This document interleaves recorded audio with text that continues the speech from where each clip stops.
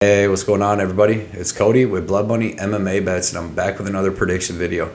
This week, I'm going to be breaking down UFC Vegas 57, Gamrot versus Tsarukyan. This is a really good card. It's got a lot of good prospects on it. We have Shavkat, Rakhmonov fighting. We have Umar, Nurmagomedov fighting. Then we get the two guys in the main event, obviously, Gamrot and Tsarukyan. All these are huge prospects, and we're going to know a lot more about these guys by the end of the night, and we'll know where their careers are going to go from there. I'm going to do a quick recap of UFC Austin, then we'll get right into UFC Vegas 57. UFC Austin, I went 3-3 on my bets for minus 0.8 units, and I just made a major mistake. I had 3 winning bets. My first winning bet was Joaquin Buckley, 1 unit to win 1.8, and man, he looked super good, super athletic, and super strong, and he was able to really throw a beating on Duriev. I'm glad I took that bet. I thought that line was off. Second winning bet was Jasmine Jurevicius over 2.5 rounds, 1.5 units to win 0.75, and that was supposed to be a parlay with Cerrone under 2.5 rounds, but that fell off, so I only won 0.75 units. And yeah, man, she was like a walking punching bag for most of that fight, and I was pretty happy that it even went to the second round or third round. My third winning bet was Phil Hawes, Ricardo Ramos parlay, 2 units to win 1.65, and them two were my most confident picks on the card, and they looked perfect. They both just put a beating on both their opponents. My 3 losing bets, I had Yanaz over 2.5 rounds, 1.75 units to win 1.5, and yeah, I underestimated Yanez in that fight. I didn't factor in that he was at home and he was going to try to put on a show, and also that he didn't like Tony Kelly for what he had said, because Yanez usually kind of almost takes the first round off just to find out what his opponent's doing, how they're moving and all that, and man, he really came out for the kill in this fight. So yeah, that bet looked terrible. Second losing bet was Dawkins Ramos parlay, 1.8 units to win 1.7, and yeah, man, Dawkins, he killed that parlay for us, but man, he really took some big shots. So I mean, what can you do? That knee was crazy. So that was the second losing bet. My third losing bet, which is the one that made me kind of angry, is I put in for the first time, because usually I do 5 bets, but for the first time I put in a Hail Mary parlay, and I had 1.5 units to win 4.5 units on Hawes, Cater, Dawkins, and Ramos. And obviously that didn't win, but I messed up because I never do a Hail Mary parlay, and I'm probably not going to do it anymore. But also, I should have just did it like a regular person and did it for like 0.25 units or a half a unit, but I made it a whole regular bet at 1.5 units. So yeah, man, that was my mistake, because if I wouldn't have put that in, I would have been plus 0.7 units, and even if I would have put it in for like 0.25 or 0.5 units, I would have ended up still plus profit with losing it. So yeah, man, we're going to figure out something with that going forward, but it's pretty much going to be 5 bets going forward, and maybe I'll just give like a tip on a Hail Mary parlay. But yeah, man, so I went 3-3 for minus only 0.8 units. It was a crazy card. I don't see how many people won on that card with all the craziness that happened. It's been a lot of crazy cards lately, and I'm hoping we just can get back to like a regular card where like 80% of the fights go the way they're really supposed to go, because it's just been going nuts lately. But yeah, that brings my winning record to 114-77 for plus 47.6 units. My units are $100, so I'm up $4,760, trying to get to 100 units by the end of the year. And yeah, man, so everybody watching right now, if you haven't already, please take the time to like, subscribe, hit the bell notification. Go follow me on Instagram. This is where I post all my betting stubs, and you'll be able to get some memes. And if you want to comment with me and talk with me on there, you can too. It's fun there too. So yeah, man, let's get into UFC Vegas 57. It's got some good fights on it and some good places to make some money. Excuse me. First fight on the card is in the men's bantamweight division. We got Mario Bautista versus Brian Kelleher. Mario Bautista is 9-2. He's currently sitting at minus 160. Brian Kelleher is 24-13, currently sitting at minus 130. And yeah, man, Mario Bautista, he's got really good kickboxing. This guy's really mean.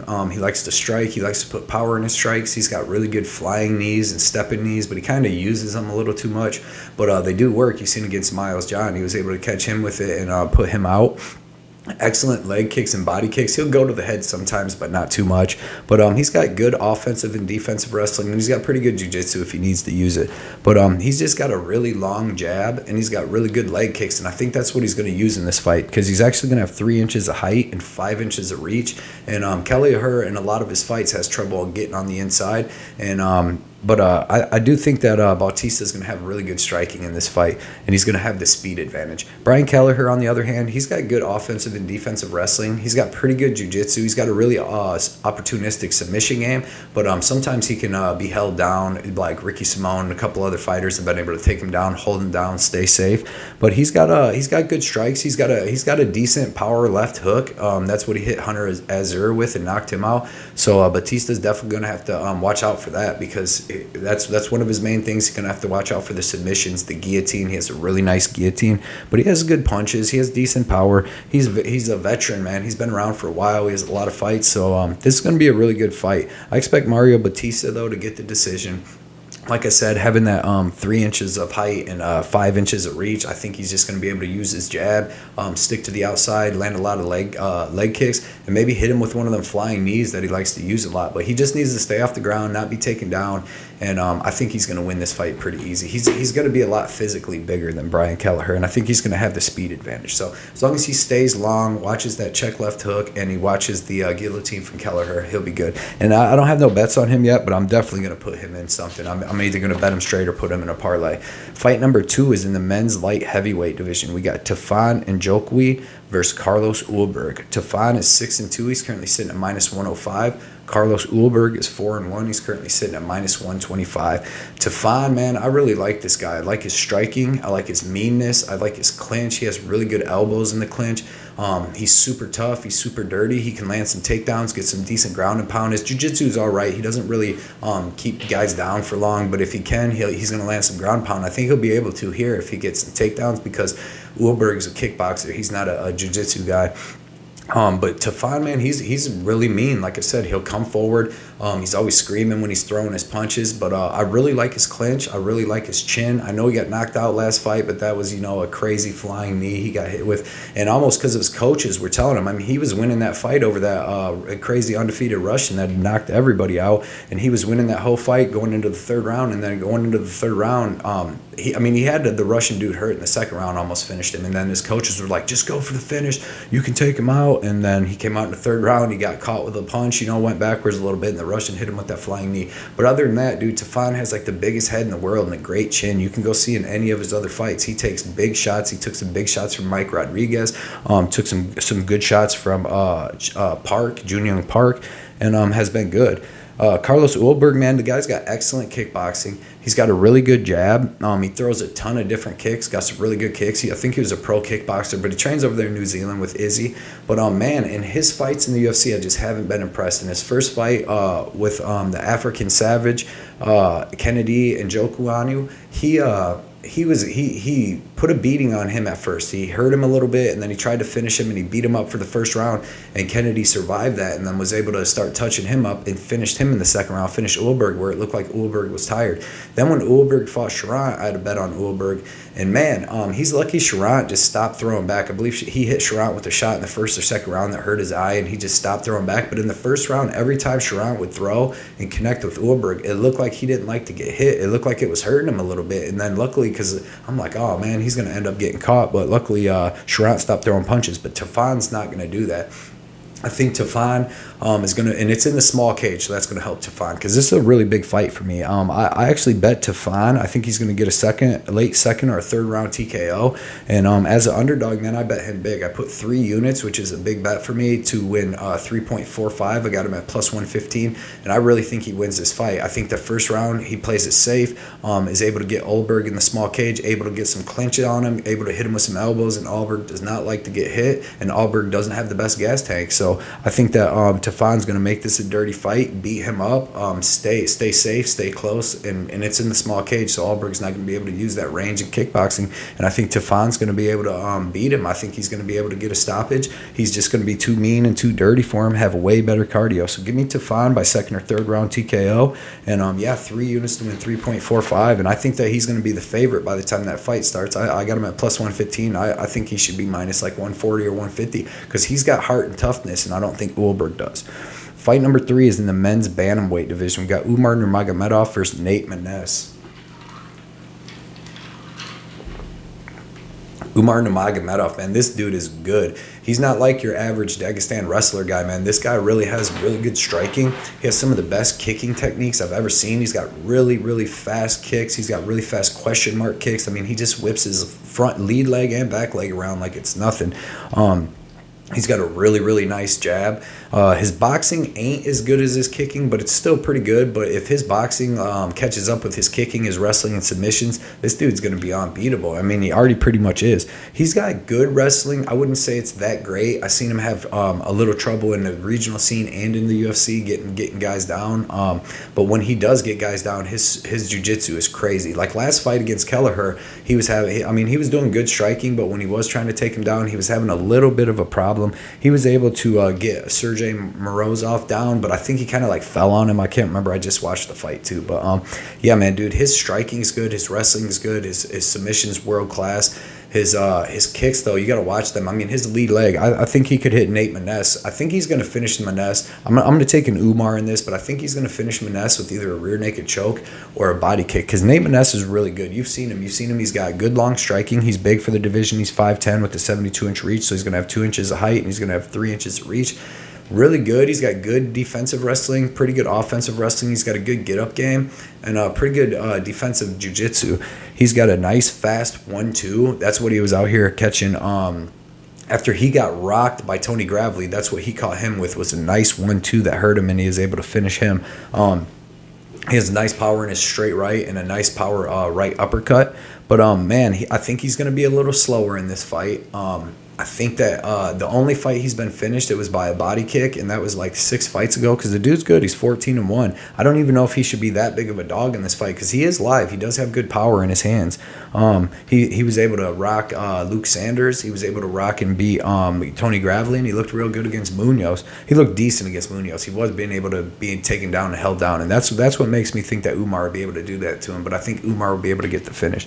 Give me Umar Nurmagomedov by rear naked choke or by a body kick. I think he could hit him with a spinning body kick or just a nice kick to the liver and finish him, because Nate Maness is tall and skinny. So yeah, give me Umar. I don't have him in anything yet. I'm gonna look at the over/under, but yeah, I really like him to win. Next fight, number 4, is in the men's flyweight division. We've got Cody Durden versus JP Buys. Cody Durden is 12-4-1. He's currently sitting at -110. JP Buys is 9-4. He's currently sitting at -120. Cody Durden, man, this dude's good. He's got good wrestling. He actually won a 3-fight tournament in one day. He won a boxing, a kickboxing, and a MMA match at a tournament all in one day. So the dude's well-rounded. Great wrestling, I think, is his best attribute. He's got pretty good boxing. He's got really good offensive BJJ, but his defensive BJJ is kind of suspect. He's been subbed 3 times in his career. But he's got good ground and pound. When he gets a guy to the ground, he's got good ground and pound. You've seen against Koiri Lang.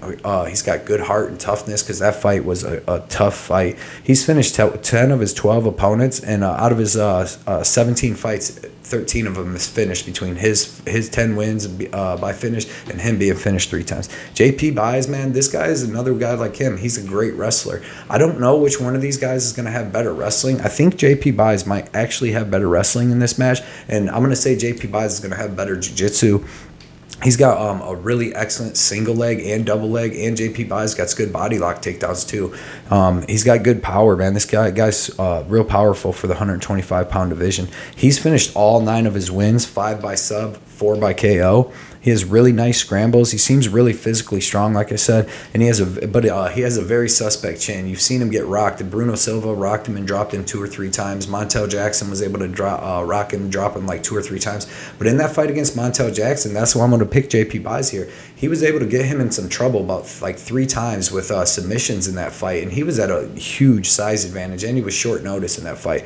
And Montel Jackson's really good and really big for the 135-pound division. But yeah, man, he has he's been finished 3 times out of his 4 losses, and he's finished all 9 of his wins. So 12 of his 13 fights have finished. So with these guys, 25 of 30 of their fights between them have finished, either by them finishing somebody or them getting finished. So I think that I'm going to be looking at the under in this fight, and it's plus money. I'm going to take JP Buys to get the first round sub, because I just feel like some of the submissions that he was getting Montel Jackson in would actually finish Cody Durden. So give me JP Buys by first round sub. I'm going to be looking at that, but I'm going to also be looking at the under in that fight.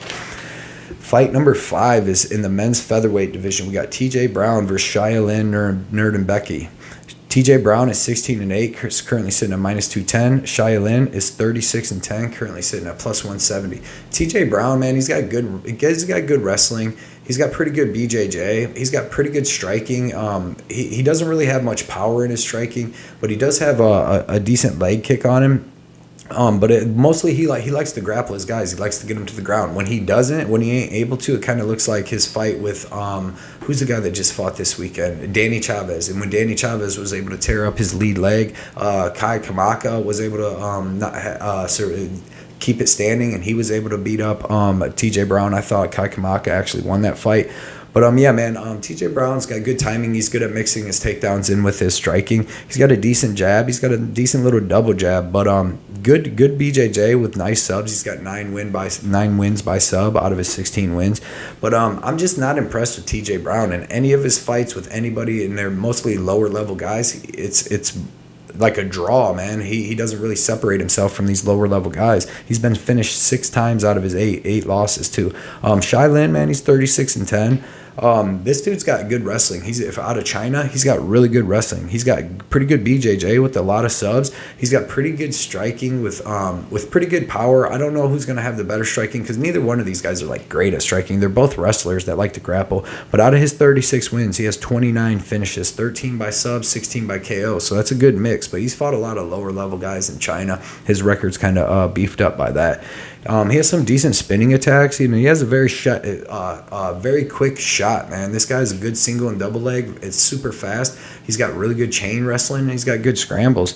Really good ground and pound too. When he's able to get on top and control his opponent, he's got good ground and pound. But he's been finished 7 times out of his 10 losses too. So he's got 29 finishes, and he's been finished 7 times. So that's 36 times that he's either had a win or finished somebody or been finished. And TJ Brown, same thing. He finishes everybody or gets finished. So I'm going to be looking at the under on this, but I'm also actually going to be looking at the underdog on this. I'm going to take Shayilan Nuerdanbieke to win. I'm going to take him by some weird sub in the first or second round. They get caught in some scramble because both these guys can be finished. I don't know if I'm betting it yet, but I just think the standing's going to be even and the grappling's going to be even. So I don't know why TJ Brown's -210. Both these guys are pretty experienced, so I'm going to take the underdog because I actually think he does have a good chance. I think that this could be like a split decision fight. I don't think there's going to be any dominance by either guy. So yeah, man, I'm gonna take Nuerdanbieke in that. Fight number 6 is in the men's bantamweight division. We got Raulian Paiva versus Sergey Morozov. Paiva is 21-4, currently sitting at +105. Sergey Morozov is 17-5, currently sitting at -135. Raulian Paiva, man, this guy's good. He's well-rounded. He's got good striking. He's got pretty good power in both hands. He likes to throw in combos when he throws. He's got a nice leg kick, nice power body kick. He's got pretty decent grappling. Not the greatest offensive wrestling, but he doesn't have the greatest defensive wrestling. He can be taken down, but he's got good scrambles, man. This guy's not getting held down for nothing. He's going to scramble, get back to his feet, or get on top and throw some ground and pound. Like I said, when he strikes in combos, and I really like that. And he's very, very tough and gritty. He obviously, his last fight against Sean O'Malley, he was knocked out pretty early. But any other fight you watch him fight against Kyler Phillips, he had a really good fight with him. He's had a lot of good fights with a lot of good people. He actually won that Kyler Phillips fight. I don't know if he really won it, but he did win. This guy's very well-rounded, man, with pretty good cardio. You've seen he out-cardioed Phillips in that fight after taking a beating in the first round. But he's been finished in 3 or 4 of his losses, too, so this guy can be finished. Sergey, man, this dude, you've seen his last fight. I feel bad for him. He has really good striking with some really good power. He has good accuracy. He was able to hurt Douglas Andrade in that first round and threw a beating on him and kind of gassed himself out, and then he got finished himself in the second round. So he's got to watch that. I don't think he really has a suspect gas tank at all because I've seen him fight a lot, but I just think he went for the kill in that fight and wasn't able to get it and gassed out. But really well-rounded, good striking. He's got good wrestling. He's got good BJJ. He has a lot of finishes from each way, KO and subs on his career. He's got good single and double leg wrestling, good body lock takedown. So he's great everywhere with the wrestling. He's got really strong top control, really good transitions. Like I said, really opportunistic with his subs. He's got a really good clinch up against the cage with knees too, where he can mix in the knees and then land body lock takedowns.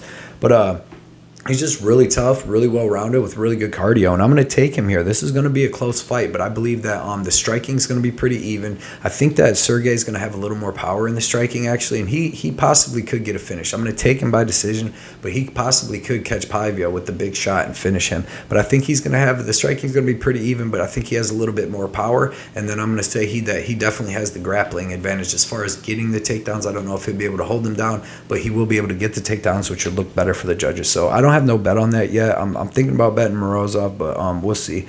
You have to watch my official bets video. I only got 2 bets in so far, but I'll have my official bets video out on Wednesday or Thursday, and you'll be able to get all my bets then, or go check them out on Instagram. I put 1 bet out each day throughout the week. All right, fight number 7 is in the men's heavyweight division. We got Josh Parisian, 14-5, currently sitting at -115, versus Alan Baudot, 8-3, currently sitting at -115. And this is the battle of the lower level heavyweights. I'm actually taking Alan Baudot by decision here.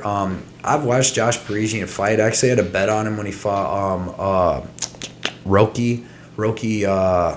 I can't remember his last name. Sorry, but Roki, when he fought him, he got beat up. He got beat up all 3 rounds. I had a bet on him, and somehow they gave him a unanimous decision. Roki Martinez was his name. Somehow they gave him a unanimous decision. Every fight I've ever seen him watch, I'm just not impressed. I mean, Dontel Mays beat the crap out of him. I'm not impressed anywhere. He's got like a decent spinning back fist that he seems to hit some people with, but that's like all he's got. He's really just like and I all due respect, because I respect all these guys. He's like a walking punching bag, to be honest, in MMA. He's easily controlled against the cage. He slows way down after the first round. I don't know. There's nothing that I've seen that I like about Josh Parisian. Same kind of thing for Alan Baudot, except he showed me some decent striking. His last fight against Parker Porter, he was able to show me good grappling. He was able to keep the fight standing. He showed me good cardio. Parker Porter is way tougher than Josh Parisian. So, yeah, I'm going to take Alan Baudot here. I'm going to take him by decision, but I guess he could stop Parisian standing. But I'm going to take him by decision. This is going to be a terrible, sloppy fight, but I just think Baudot showed me enough good striking, enough takedown defense, and he showed me enough cardio that he's going to be able to beat Josh Parisian. Josh Parisian's down there with Chase Sherman and them kind of guys for me, you know. So I'm all over freaking. I'm all over Baudot, but I don't know if I'll actually bet it. I almost did bet it the other day, but I don't know. You know, that's so low level. Fight number 9 is in the women's strawweight division. We got Jinh Frey versus Vanessa Demopolis. Jinh Frey is 11-6, currently sitting at -275. Vanessa Demopolis is 7-4, currently sitting at +215. First off, you can never trust any girls like these at -275. You just seen what happened yesterday.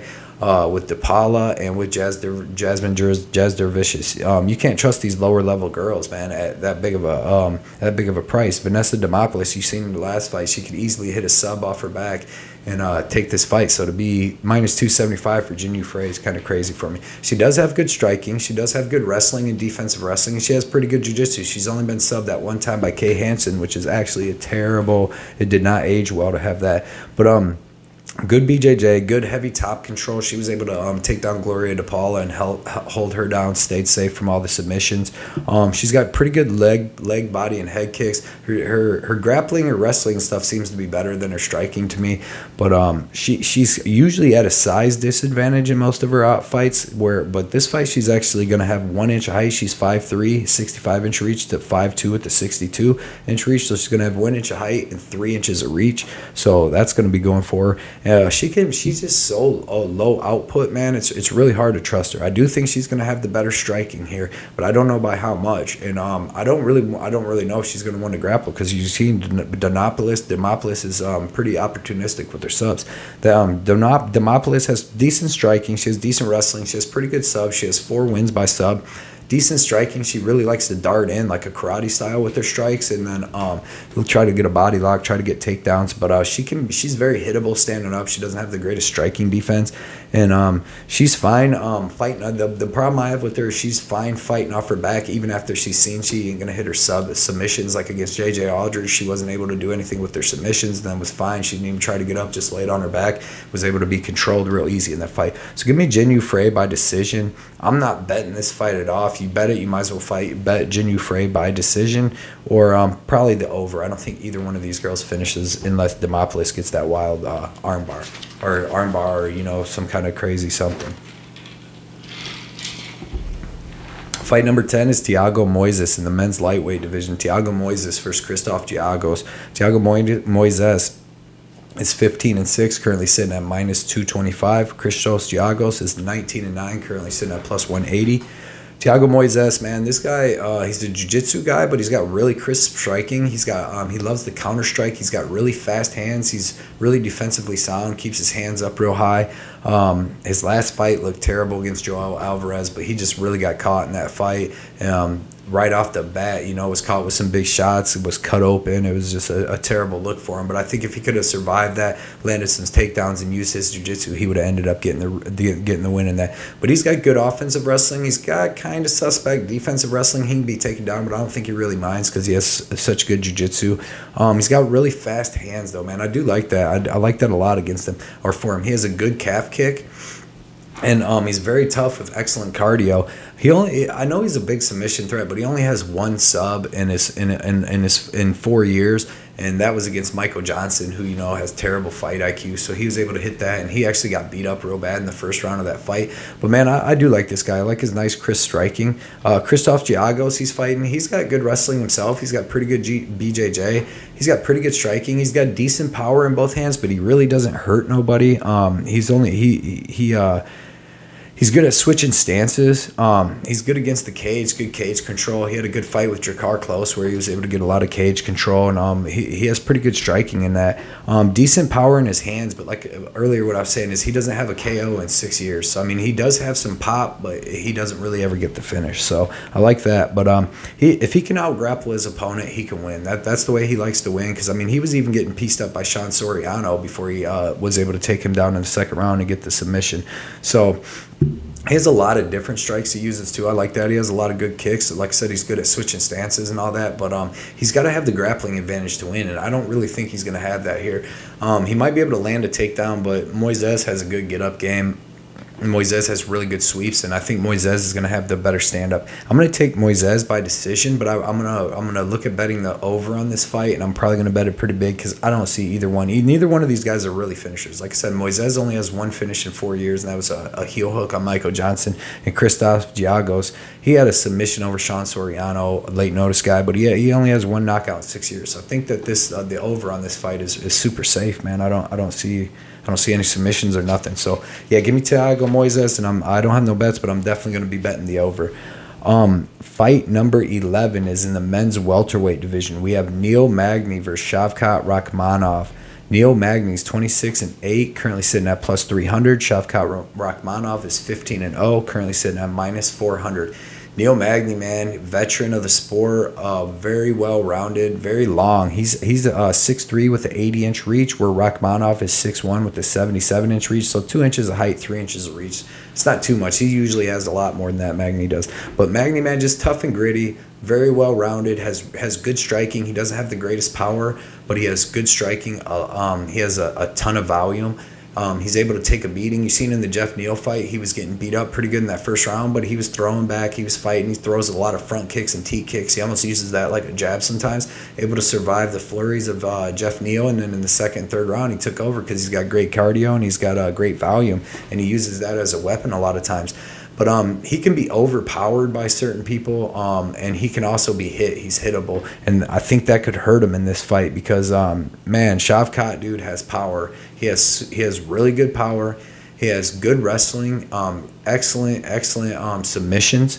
He seems to be phenomenal everywhere, to be honest, man. Excellent striking with power. You've seen him hit Carlston Harris with a spinning hook kick last time to knock him out. Nice wrestling and defense and jiu-jitsu. You've seen against Cowboy Oliveira. He was able to take him down up against the cage, get the rear naked choke. You've seen against Michel Pereira. He was able to take him, or he was able to grapple with him, who he's excellent at grappling, and he was able to beat him up with some sick ground and pound and submit him, who he's like a third-degree black belt. Master of sport and combat sambo. Nice body lock takedowns. I don't know if I'm that impressed with his wrestling, to be honest, because he was having trouble taking down Cowboy Oliveira, and he was even having trouble taking down Michel Pereira. So I don't know if he's got like that excellent Russian wrestling. I know he does have good wrestling. I know he has good defensive. I know his defensive wrestling looked really good because Pereira was trying to take him down a lot, and he was able to survive that, and so was Cowboy. Yeah, man, 15 wins, 15 finishes, 7 sub, 8 KO. This guy is dangerous. I talked about the spinning hook kicks. He got a lot of spinning attacks. He can finish you from anywhere with strikes, submissions, everything, man. This guy's super dangerous. Good BJJ and excellent ground and pound. If he gets on top of Neil Magny, man, he's going to beat him down. I think he's going to be able to get on top of him at some point.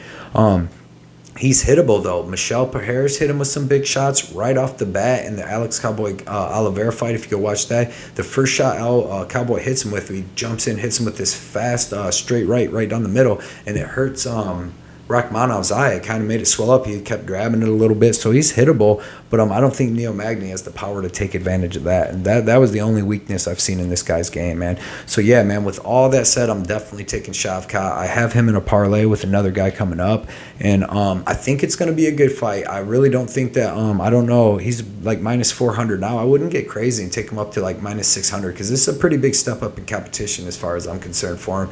You know, I mean, Carlston Harris, he's decent, but he was able to get him out of there quick. And then Michel Harris, you know, he's super old. And then Cowboy Oliveira. So this is a huge step up in competition. I don't, unless he catches him early, I expect this to be a real tough, gritty fight. Because in a couple of his fights, he hasn't looked, you know, unbeatable with Cowboy at first. It took him like a round to even be. He was getting clinched up against the cage himself. You know, he's not a dude that just comes out and kills people right from the get unless it's Carlston Harris. But yeah, give me Shavkat. I'm going to take him by second round finish. I think he gets like a club and sub. So yeah, I got him in a parlay with somebody coming up, and I got him at like minus 340 or something like that. But yeah, fight number 12 is in the men's middleweight division. We got Chris Curtis versus Rodolfo Vieira. Chris Curtis is 28-8, currently sitting at minus 160. Rodolfo Vieira is 8-1, currently sitting at plus 130. Chris Curtis, man, this dude is on a streak. You've seen he's won like 5 or 6 in a row, but his last 2 he beat Brendan Allen and Phil Hawes, which are both both really good wins at the 185-pound division to just come to the UFC. He knocked them both out too. What I like about him, he must be a tough, crazy guy because he's this main sparring partner with Sean Strickland. So you know this dude's nuts. He's always with him, commenting with him in little interviews and stuff. So I like that. But man, he's got good striking with good power. He's not very high output guy. He really likes to counter. I mean, you've seen that with Brandon Allen and Phil Hawes. Man, countered them guys right to sleep. He's got good offensive and defensive wrestling, and BJJ. He's got really good scrambles. Here's something that really influenced my pick on this fight is that he has never been submitted in his 36 pro fights. Chris Curtis has never been submitted. Excellent counter right hook with good power. Nice straight punches right down the middle when he does throw in combinations, especially when he's countering somebody. He'll come forward with combos. You've seen the combos that hurt Phil Hawes and then the flying knee that took him out, which you've seen is good because you see how good Phil Hawes is. KO power in the left and the right hook. Veteran, very, very tough. He has really, really good cardio, and he's KO'd 7 of his 8 of the 8 wins he's had in his last 8 wins. 7 of them have been KOs.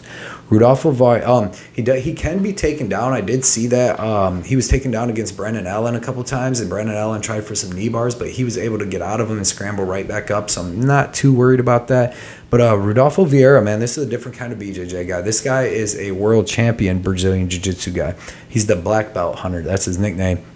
He's got pretty good wrestling. He's a big guy. He's really big and muscular, man. He's gonna have 2 inches of height, but he's gonna be at a 2-inch reach disadvantage.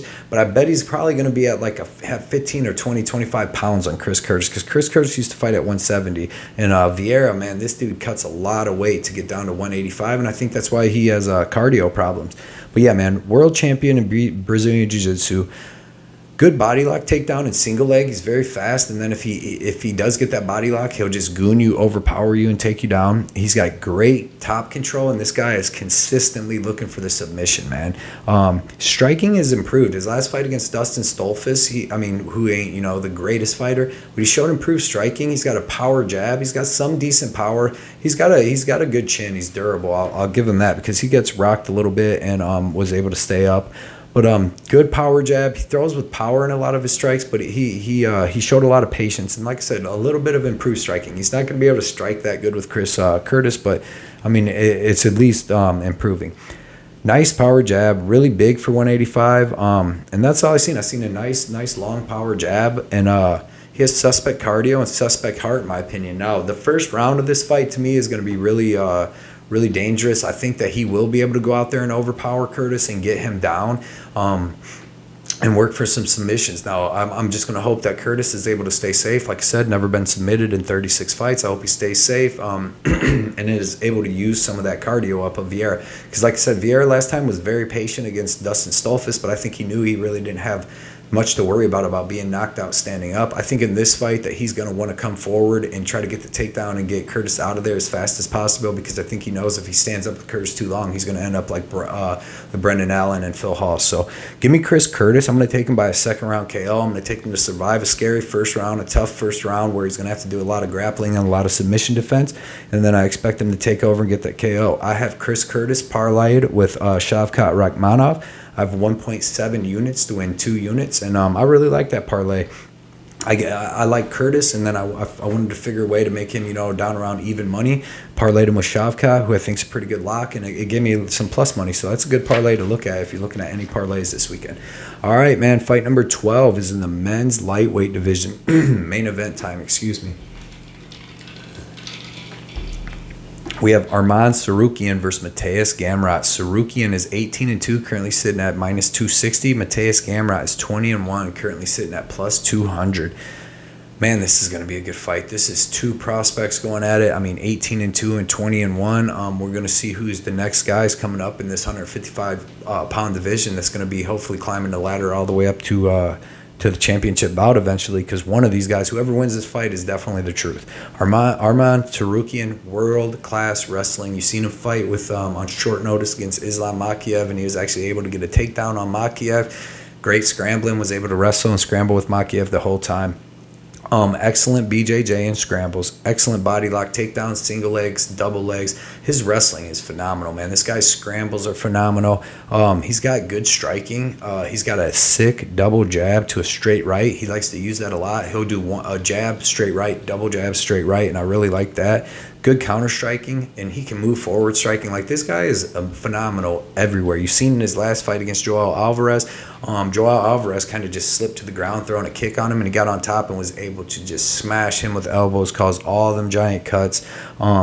What I really like about him is that he's always pushing the pace. He's always either striking with you to the grappling. Even if he takes you down and you get up, he'll take you back down. Like he fought with Matt Frevola and wasn't able to really keep him down with the jiu-jitsu, but he was able to take him down over and over. He was able to strike with Frevola, hang in there and go 3 hard rounds. He was on short notice on that fight too. And it showed me a lot about him, because he wasn't able to just take the guy down and hold him down. He was taking him down in the first round. He took him down like 3 times. Frevola kept getting up, and I thought it was going to wear Tsarukyan out, but man, he showed a great gas tank, and he's super durable. I can't find any real holes in this guy's game. So I really like him. Like, if he fights other wrestlers, he does have a little problem holding them down, but that's all I've seen. He's fighting Mateusz Gamrot, man, who they call I believe the Polish GSP. Excellent wrestling, excellent BJJ and scrambles. Great ankle pick. He always goes for the single leg. He has a really fast single leg, and he loves the ankle pick. That's really what he goes for. He doesn't do too many body lock takedowns or anything. He mixes it in. Very good timing with the striking to the single to the ankle pick. Has trouble keeping good wrestlers down, though, just like Tsarukyan, man. You've seen against Diego Ferreira, he was able to get him down a couple times. They scrambled, got back up. You've seen him against Guram. He was able to get Guram down a couple times in that first round, second round, until Guram completely slowed down at the end of that third. He wasn't able to keep him down at all. But he does have really good jiu-jitsu. He has really good ground and pound, too, when he's able to keep a guy down. He's got really good body kicks, and he's good at switching stances. And what I really like about him is the dude is super tough and super durable. You've seen it in the fight against Guram. He was taking giant leg kicks and giant kicks to the body. Fought tough the whole time, didn't show no weakness, and fought all the way to the end, and even looked great at the end of that fight. But to me, he doesn't have much power in his hands, and he is really hittable standing. And then he looks like he slows down after like one and a half rounds of grappling. Like that fight with Diego Vieira, I don't know what happened to Vieira. He had some kind of injury in one of their grappling exchanges. He like hurt a rib or something, so he ended up tapping out. But before that, it looked like Mateusz Gamrot was getting a little tired himself. Like, it looked like he was more tired than Diego Ferreira at that time. And I had a bet on him, so I was happy that he was able to get the win. But man, this fight, I think that both these guys wrestling and jiu-jitsu is going to cancel out. I think that Tsarukyan would have better wrestling, but even if he's able to get him down, I don't know if he's going to be able to hold Gamrot down. Not really in the first 3 rounds, I don't think anyways. But I think that Arman's going to have the better wrestling. So if he wants to take him down, he can. But I think that both these guys will be able to scramble back up. And then standing, I'm going to take Arman to have the better striking. I like his jab. He's going to be faster to me. He's going to be 3 inches shorter, but he has a 2-inch reach advantage where Mateus is 5'10" with 70.5 reach. Arman is 5'7" with 72.5 reach. So I like Arman. I like his jab. I like his power. I like his speed. I like his movement. I think he's going to be able to beat Mateus up on the feet. I think he's going to mix in grappling. Even if he doesn't be able to hold him down, that'll wear on Mateus. And I'm going to take Arman by decision or 5th round stoppage. Maybe he wears on Mateus enough to get that 5th round stoppage. But I would more lean on a decision. Both these guys are very tough. Both these guys are very game. And neither one of them are really knockout guys standing up, and neither guy's going to submit him. So I do really like the over in this. But yeah, man, give me Arman Tsarukyan. I'm going to take him by decision, and I don't have a bet on this, but I will be looking at the over for sure. Look for my official bets video. I'll have that out on Wednesday or Thursday. On Wednesday on my channel, me and Johnny K Picks are going to be doing our live show, and then we're also looking to do a live show about an hour before the pay-per-view coming up for the Israel Adesanya show. We're going to try to bring like 2 other cappers on there and just talk about the fights and everything about an hour up to the show, and then when the show comes on, we'll probably end the live. But yeah, look out for that. And I appreciate everybody coming on here, everybody watching my stuff. Please, everybody, like, subscribe. I want to get up to 1,000 subscribers within the next month or 2. I'm pushing for that. So thanks everybody for watching, man. Go check me out on my Instagram at Blood Money MMA Bets. Get these betting stubs, and good luck this weekend, everybody. And I'll see most of you guys on Wednesday night. See ya.